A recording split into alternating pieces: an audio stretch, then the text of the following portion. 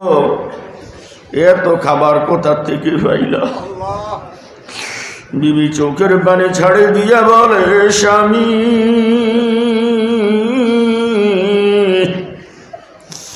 তোমার মালিক অনেক ভালো। মালিকের পক্ষ থেকে মাত্র 2 জন কর্মচারী এসেছে। কর্মচারীগুলো এত শক্তিশালী, এক একজনের মাথার মধ্যে 10-12 বস্তা, এত সুন্দর করে সাজাইয়া সাজাইয়া। আবার তুমি আসার আগেই আমাকে ডাক দিয়া বলতেছি, ও মিশরের হাফিজের স্ত্রী, হাফিজকে বলে দিও মালিকের চাকরি যেন না ছাড়ি আমার। আসসালামু আলাইকুম রহমতুল্লাহ। সবাই দুরূদ শরীফ পড়েন। আল্লাহুম্মা সাল্লি আলা সাইয়্যিদিনা ওয়া নাবিয়্যিনা ওয়া শাফিঈনা ওয়া হাবিবিনা মাওলানা মুহাম্মদ সাল্লাল্লাহু আলাইহি ওয়া আলা আলিহি ওয়া আসহাবিহি। আল্লাহুম্মা সাল্লি আলা সাইয়্যিদিনা ওয়া নাবিয়্যিনা ওয়া শাফিঈনা ওয়া হাবিবিনা মাওলানা মুহাম্মদ সাল্লাল্লাহু আলাইহি ওয়া আলা আলিহি ওয়া আসহাবিহি।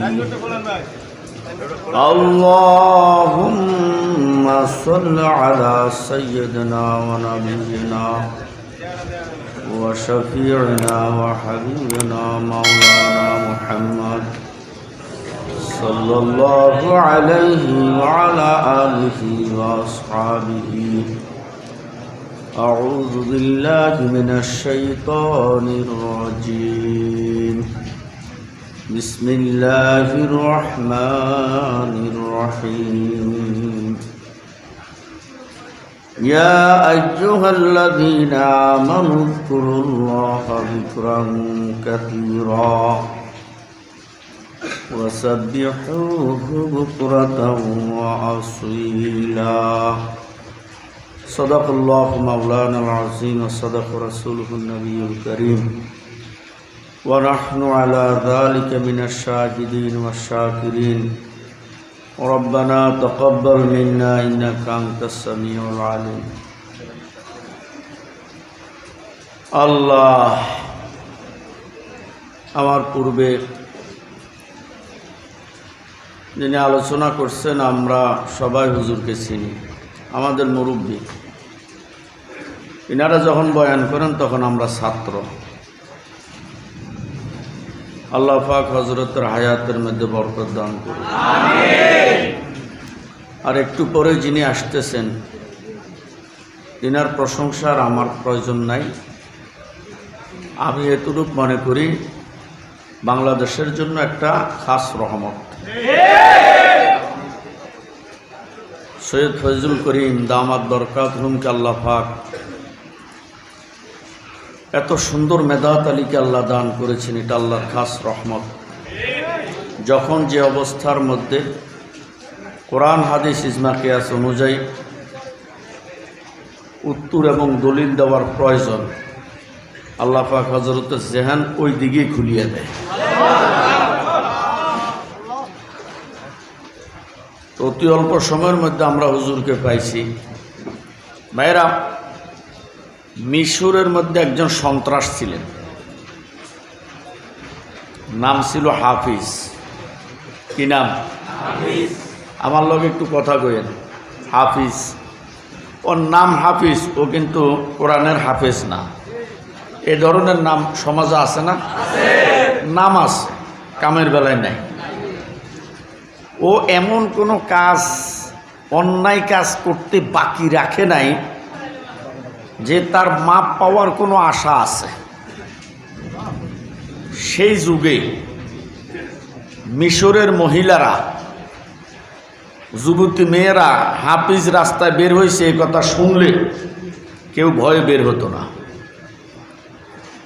দোকানের সামনে গিয়ে দাঁড়াইলে দোকানদার টাকা তো চাইতই না, বরং যা যা দরকার নিজের কর্মচারী দিয়া হাফিজের বাড়িতে দিয়ে আসতো।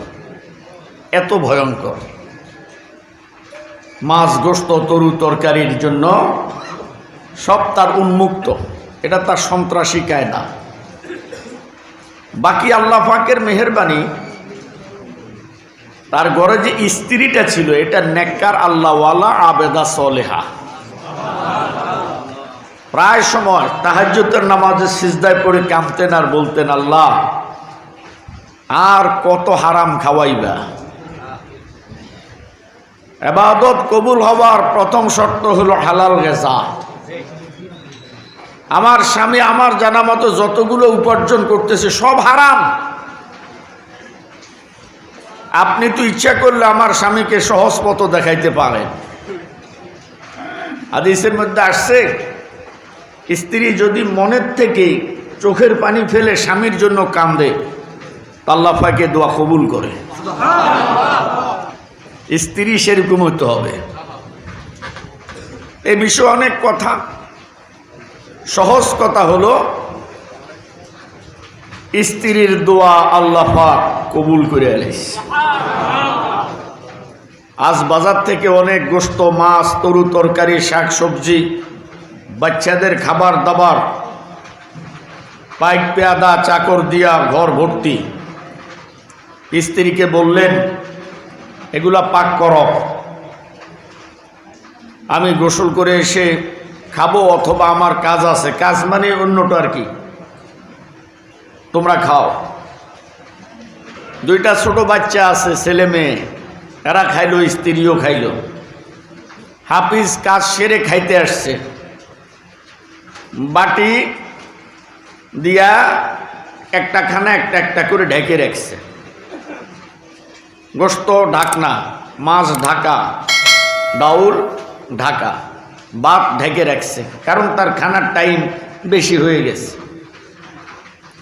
সর্বপ্রথম যখন ভাতের ঢাকনাটা উপরের দিকে উঠাইয়া খাবারের দিকে তাকায় দেখে একটাও ভাত নাই, সব রক্তের চাক হয়ে গেছে। গোশতটা উঠায় দেখে এটা আরো শক্ত রক্ত। যেটাই উঠায় এটা একটা রক্ত চাক। হাফিজ খুব গরম হয়ে গেলেন স্ত্রীর উপর। বিবিরে ডাক দিছে, বিবি আমার খাবার কোথায়? বলে খাবার তো এই। বলে এগুলা কি? স্ত্রীর সামনে তুলে ধরছে, এগুলা কি? স্ত্রী তো দেখতেছে টাটকা রক্ত দেখা যায়। স্ত্রী চোখ দিয়ে পানি পড়তেছে। আমি দেখতেছি খাবারের রক্ত আর তুমি কাঁদতেছ। আর স্ত্রী মনে মনে বলতেছে, আল্লাহ আমার মন বলে তুমি আমার ফরিয়াদ কবুল করছো। মানে স্বামীকে লক্ষ্য করে বলতেছে, স্বামী আমার, যে খাবারগুলা দেখতেছেন এই খাবারগুলা আপনি বলেন তো এগুলা কি? রক্ত। বলে আপনি যতই খারাপ হন অন্তত এটা জানেন যে রক্ত খাওয়া কি। স্বামীর মুখ দিয়ে বের হলো হারাম। হারাম মানে খাওয়া যাবেই না। স্ত্রী বলতেছে, স্বামী আর কত? আপনি যে হারাম খান আমার আল্লাহ বড় দয়া করে বাস্তবে আপনারা দেখাই দিছে। ইয়ার পরও যদি আপনি ঠিক না হন আর কত? হাফিজের মনে চোট লাগছে। কথা তো ঠিক, এতদিন যেগুলা খাইছি দেখি নাই, আজকে বাস্তব দেখা দেওয়ার পরে যদি আমি ঠিক না হই তাই তো আমার উপায় দেখি না।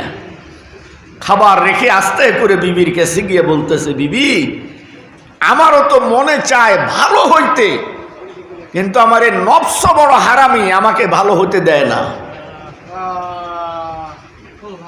কথা বুঝেন নাই? বিবি বলতেছে, স্বামী আমার কাছে নফসেরও ডাক্তার আছে, আমার কাছে নফসেরও ডাক্তার আছে। শুধু ডাক্তারের কাছে গেলে হবে না, ডাক্তারের প্রেসক্রিপশন অনুযায়ী ওষুধ সেবন করতে যদি পারেন আপনার নফসেরও চিকিৎসা হবে, এমন ডাক্তার আমার কাছেও আছে। কথা বুঝেন নেই? সংক্ষেপ কথা। হাফিজ বলল, বিবি তো নফসর ডাক্তার কই পাবো? এক্সাম্পল এখন লম্বা না দিয়া আমরা চরমনাইয়ের কথাই বলি। কি বলেন? চরমনাই যান। চরমনায় গিয়া এরকম বহুত মাতাল ঠিক হয়েছে কি হয় নাই? বিড়ি খাই না, বিড়ি ছাড়ছে কিনা, বেফর্দা ফর্দা হয়েছে কিনা? আরে ভাইরে, আমি ছোট মানুষ, এই লোকটার মেহনতে শ্রমে এ বাংলাদেশের বহুত জায়গা থেকে আলহামদুলিল্লাহ এ চরমনার ময়দানের মধ্যে গিয়া আমি রাশিদির থেকে বড় হুজুর হয়ে গেছি।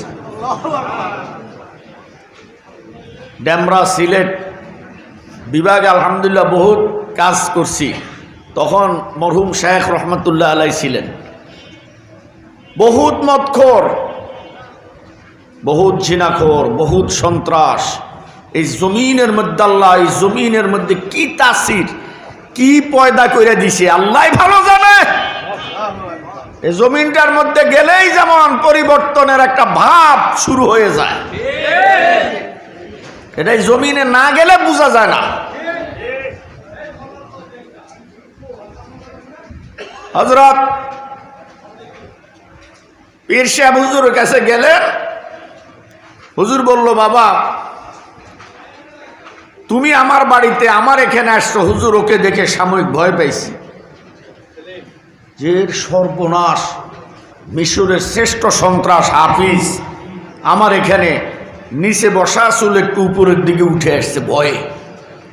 হাফিজ বলতেছে, হুজুর আপনি আমাকে দেখে মনে হয় ভয় পাইতেছেন। বলে, হ্যাঁ বাবা, সাময়িক ভয় পাওয়ারই কথা, তুমি তো বড় ভয়ঙ্কর মানুষ। বলে, হাফিজ আজকে কাউকে মারতে আসে নাই, হাফিজ আজকে নিজে মরতে এসেছে।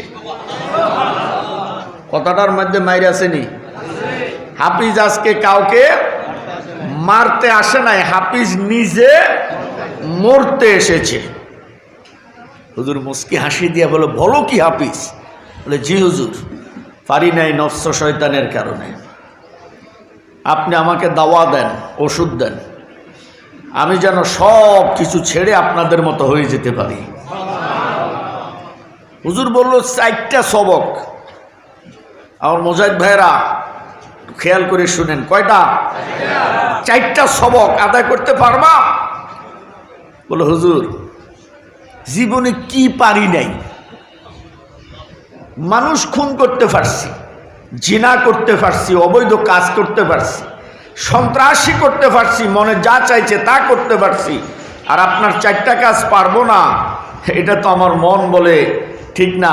অবশ্যই পারবো। এই জন্য আল্লাহ ওয়ালাদের কাছে যখন বেশি বেকায়দার লোকগুলা যায়, এদের তাসির বেশি হয়। এরা মনে মনে চিন্তা করে আমি সব পারি, এটা পারবো না কেন? এদের ভিতর একটা পরিবর্তন এসে যায়। কি কর, ঠিক না? বলে, 1 নম্বর তাকবীরে উলার সহিত নামাজ পড়তে হবে। কি কিসের সাথে? তাকবীর উলা কেন? তাকবীর উলা কেন দিছি?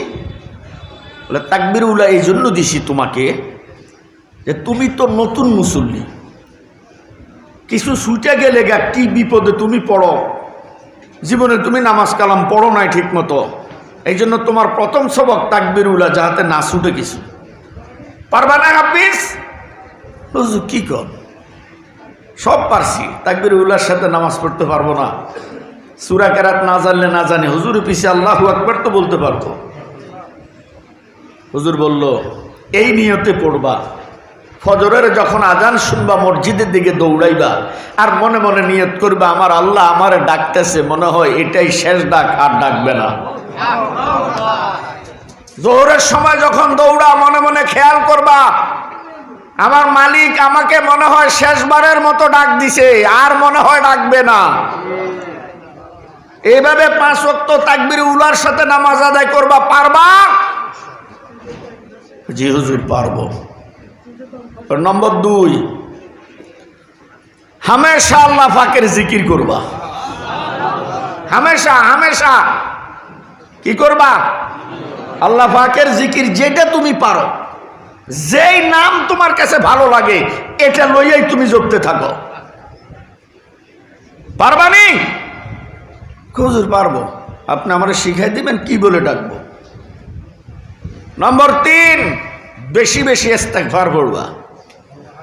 আস্তাগফিরুল্লাহ আস্তাগফিরুল্লাহ আস্তাগফিরুল্লাহ বেশি বেশি পড়বা, কারণ পাপ অনেক করছো। মাওলা যদি দয়া করে তোমার মাফ করে দিতে পারে। পারবা? সহজ। তাকবীরে উলা নামাজ পড়া, আল্লাহ পাকের জিকির সব সময় করা, বেশি বেশি ইস্তেগফার পড়া সহজ। হাফিজ 4 নম্বরটা বড় একটু কঠিন, পারবানি? হুজুর বলেন দেখি। বলে হাতে একটা ভাঙা টিন লইবা, হাতে একটা ভাঙা টিন বাম হাতে, ডাইন হাতে একটা ছোট লাঠি নিবা। বাজারে বাজারে অলিয়ে গলিয়ে রোডে ঘাটে এটা পিডাইবা।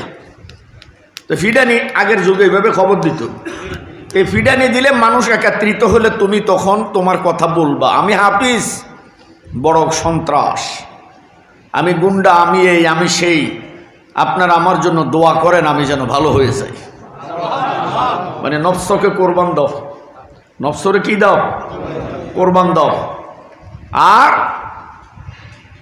যারা তোমার কাছে পাইবে হকুল বাপ, এটা সাধ্য পরিমাণ তুমি তোমার সম্পদ থেকে হোক, বাপের রেখে যাওয়া সম্পদ থেকে হোক, হালালভাবে তাদের এই হকুল ইবাদ আদায় করে দিবা। 4 নম্বরটা খুব কঠিন না? কি ছিল? এখন বলে টিন লই ফিটাইতে হইব। এর নামে হলো মুজাহিদ। এর নাম কি? সার্বক্ষণিক নফস শয়তানের বিরুদ্ধে জিহাদ করা। আমি কি? আপনি বরফকে জিজ্ঞাসা করেন, বরফ তুমি সব সময় ঠান্ডা থাকো কেন?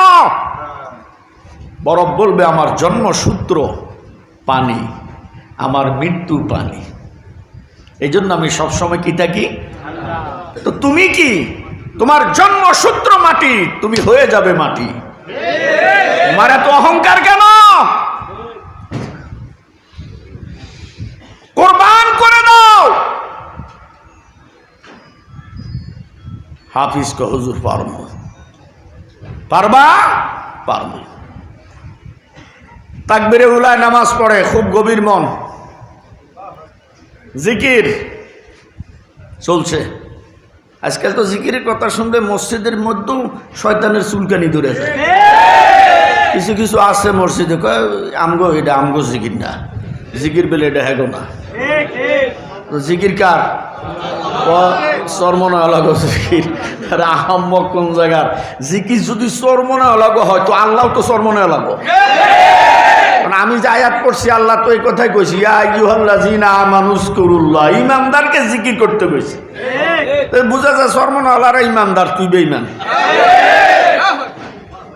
জিকির এটা আমগো না। তো জিকির কার? তোর বাপের আসেনি কতটি?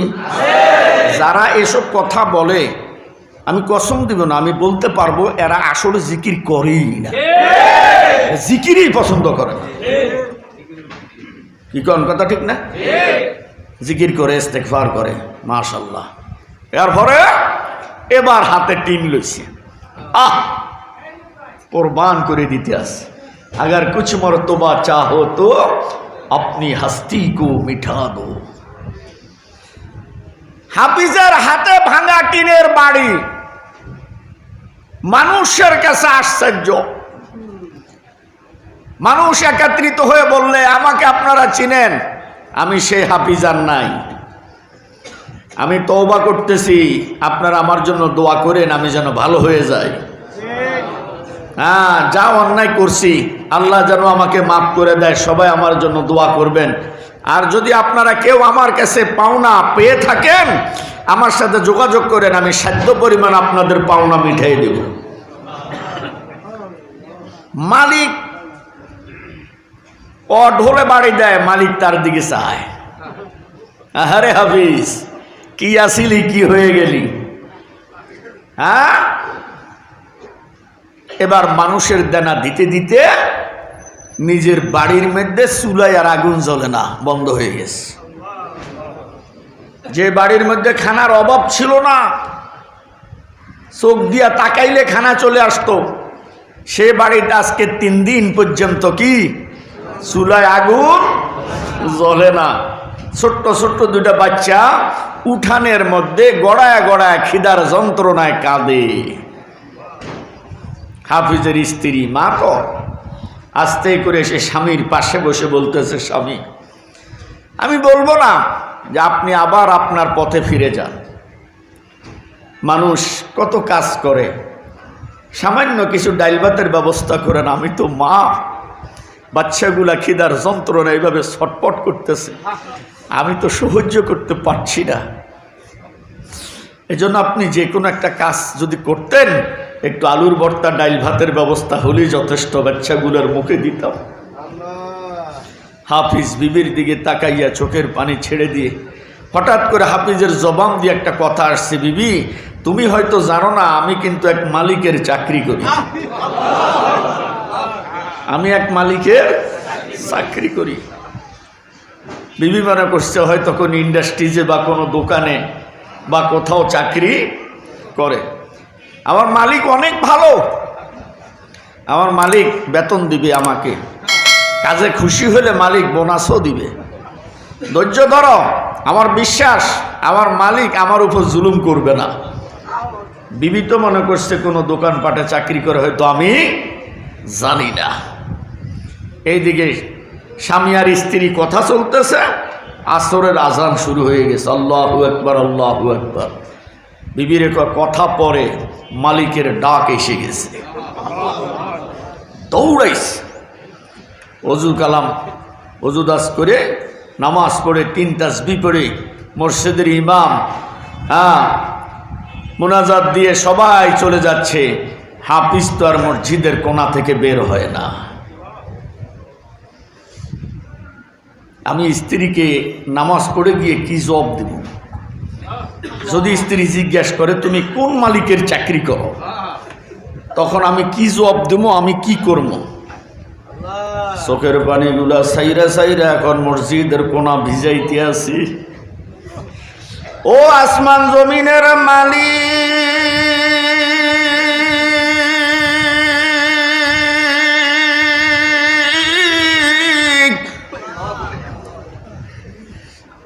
আমার মতো গুনাহগার আর মিশরের জমিনের মধ্যে কেউ নাই।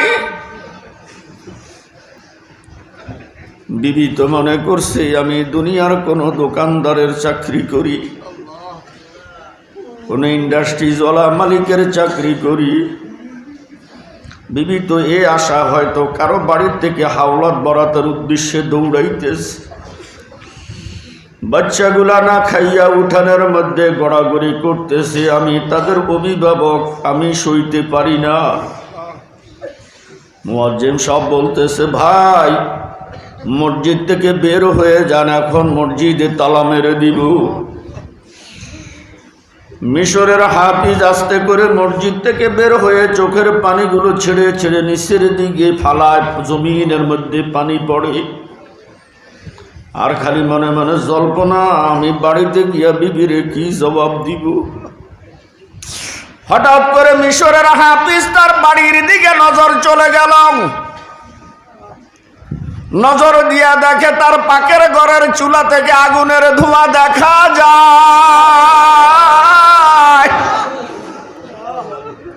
হাফিজ মনে মনে চিন্তা করলো,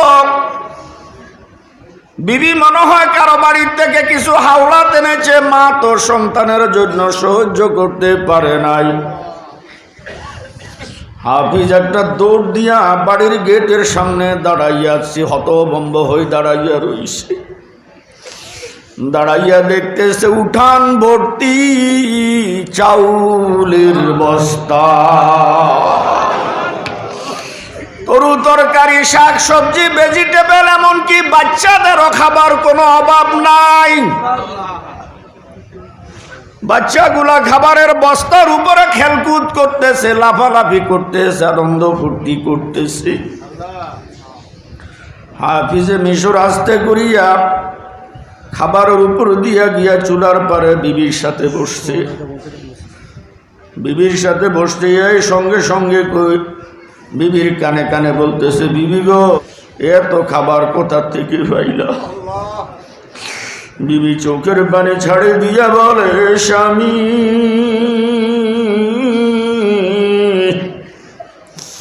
তোমার মালিক অনেক ভালো। মালিকের পক্ষ থেকে মাত্র 2 জন কর্মচারী এসেছে। কর্মচারীগুলো এত শক্তিশালী, এক একজনের মাথার মধ্যে 10-12 বস্তা,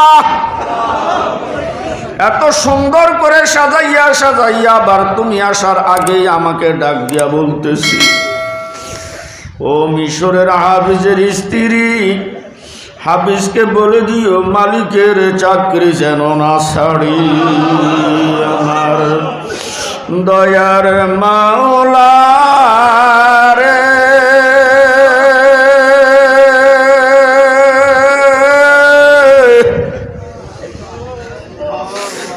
আমার মাবুদ মাওলা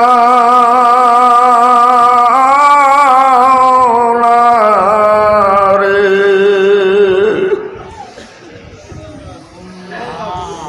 তোমাকে বুঝি আমরা পাইলাম না। হাফিজ চোখের পানি ছেড়ে ছেড়ে বিবিকে জড়াই ধরে বলে, বিবি,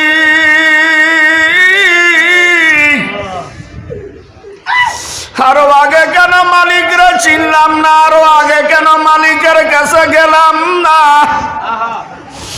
আরো আগে কেন ওই মালিকের গোলামি করলাম না?